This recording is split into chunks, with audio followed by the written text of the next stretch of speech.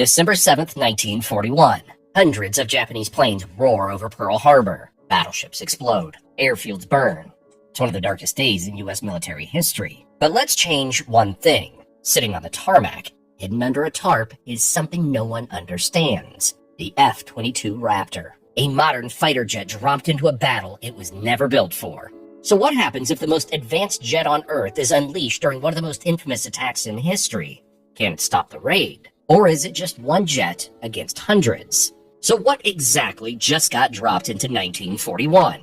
It can cruise at Mach 1.5 without afterburners, over 1,100 miles per hour, or 1,770 kilometers per hour, faster than anything that existed in 1941. It's nearly invisible to radar, and it's armed to the teeth. Here's what it's carrying. 6 AIM-120 AMRAAMs, radar-guided air-to-air missiles capable of hitting targets from over 50 miles away, or nearly 100 miles with the latest variant. 2 AIM-9 Sidewinders, heat-seeking missiles for close-range combat. 1 M61A2 Vulcan cannon, 20mm 6-barrel cannon with 480 rounds, firing up to 100 rounds per second. Its radar can track over 20 targets at once and fire before the enemy even knows it's there. It climbs faster, turns sharper, and flies higher than anything that existed back then. But it's not invincible. No ground crew, no spare parts, no modern fuel. In 1941, nobody can fix it, refuel it, or even understand it. The Raptor gets one chance, and then it's done.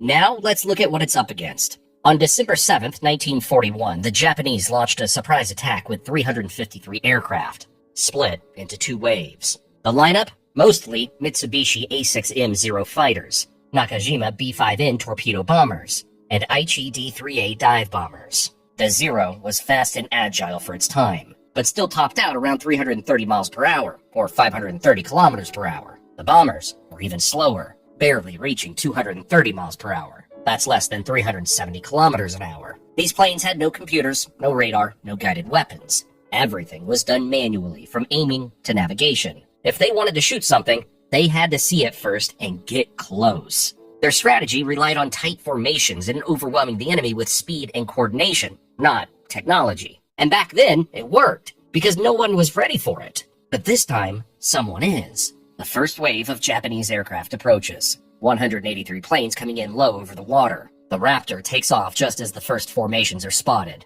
It climbs to altitude within seconds, radar scanning the horizon. Within moments, it locks on to multiple targets, all from over 30 miles away. They don't see it.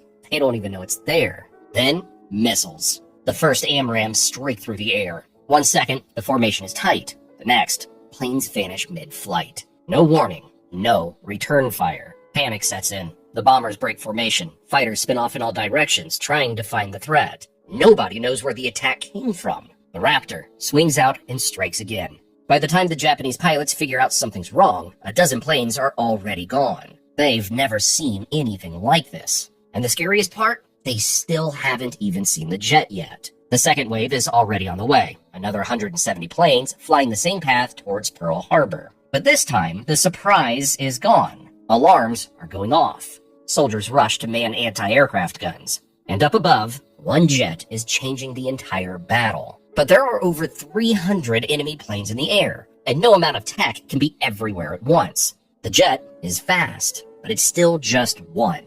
Every second it spins chasing fighters up high, more bombers sneak through down low. The F-22 is winning in the sky, but even that has a time limit. The Raptor can fly over 1,600 nautical miles, or about 1,840 miles, when cruising smoothly with extra fuel tanks attached. In intense combat, it burns fuel fast. After 30 to 40 minutes of dogfighting, it either lands or goes down. And landing creates a new problem. The F-22 runs on JP-8 jet fuel, a modern military-grade blend that doesn't exist in 1941. Even if it touches down safely, there's no way to refuel it. No one has the fuel, the tools, or the technical knowledge. It also can't be rearmed. Its AIM-120 and AIM-9 missiles don't exist yet. And even if someone found them, they'd have no idea how to load or launch them. No maintenance crew, no diagnostics, no spare parts. If a sensor fails or a system glitches, it stays that way. And without the right tools or computer systems, even something simple becomes mission-ending. Meanwhile, the Japanese side has fully functional logistics.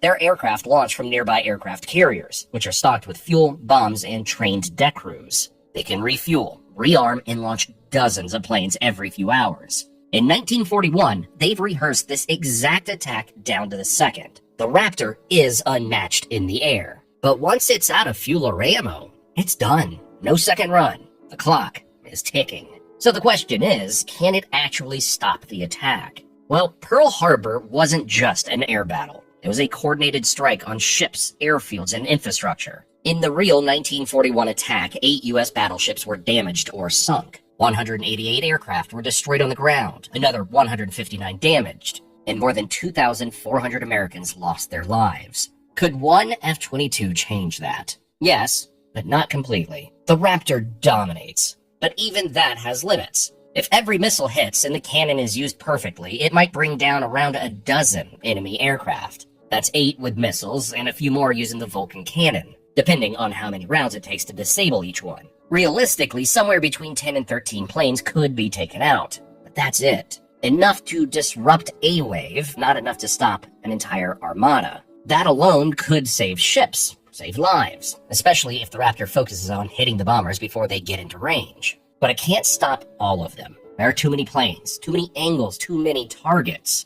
Even a flawless F-22 mission can't be in 10 places at once. Some bombers will still get through, and some ships will still take hits. It changes the scale of the disaster, not the fact that it happened. But what about the bigger picture? The shock alone would hit both sides hard. For the Japanese pilots, it's chaos. Planes vanish before they even see the threat. The entire plan begins to fall apart. And for the American troops on the ground, they look up and see something they can't explain. A jet no one's ever seen, taking down the enemy with ease. They don't know what it is, only that it's on their side. It wouldn't stop Pearl Harbor, but it would shake the attackers, boost morale, and maybe, just maybe, turn panic into a fighting chance. The war still starts, but it doesn't start the same. It might develop differently, but one thing is certain. One jet can't protect every ship, every airfield, every soldier, especially without any supplies. Or, what do you think? And what happens when a Roman legion charges a World War II bunker? Watch the video on screen to find out. Thanks for watching.